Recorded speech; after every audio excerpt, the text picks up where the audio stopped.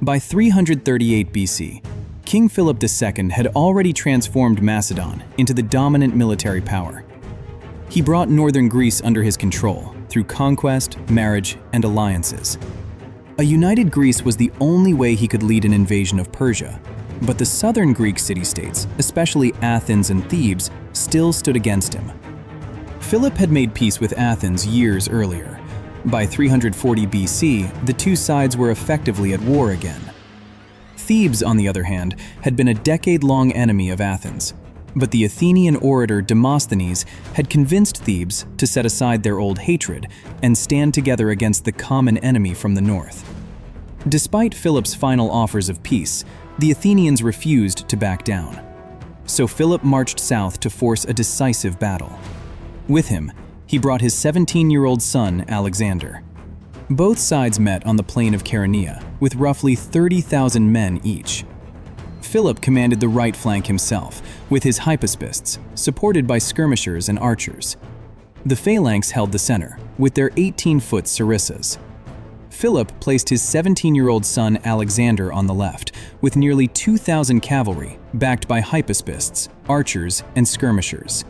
Facing Philip's army, the Athenian hoplites took their place on the Greek left. Hoplites from different city-states, with a scattering of mercenaries, held the Greek center. The more experienced Theban took the right of the formation. Nearly 300 Theban sacred band soldiers took position on the far right. They were the most elite warriors in all of Greece, undefeated in 40 years of war, and the finest infantry on the field.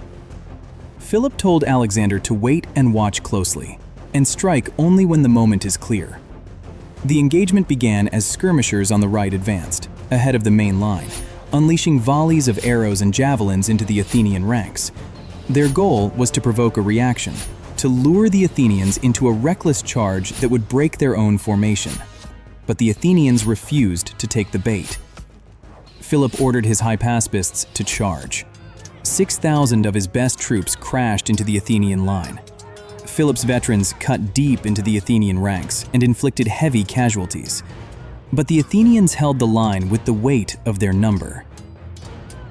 With mounting pressure from Philip's men, the less experienced Athenians were tiring by mid-afternoon. Seeing this, Philip ordered his men to fall back. The Athenian commanders saw the Macedonians retreating and ordered their men forward. The Athenians pushed ahead, chasing what they believed was a fleeing enemy. The Greek center now faced a choice: follow the Athenians or hold with the Thebans. Some of the center followed the Athenians, keeping pace with their advance, and ran straight into the Macedonian phalanx waiting for them. The two halves of the Greek army had lost contact with each other. Alexander finally made his move. He took his cavalry forward, cutting across the battlefield toward the opening.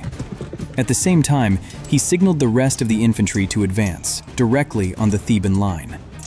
Philip gave the order to press again. His men drove forward into exhausted Athenians, who lost cohesion in the chase. The Macedonian phalanx hit the Greek center from the front. The infantry on the left closed in from the other side. Alexander's cavalry swept around the flank of the Greek center and drove through it from behind, destroying them within a short time. Seeing their center collapsing, the Athenians fled the field. The Thebans were now on their own.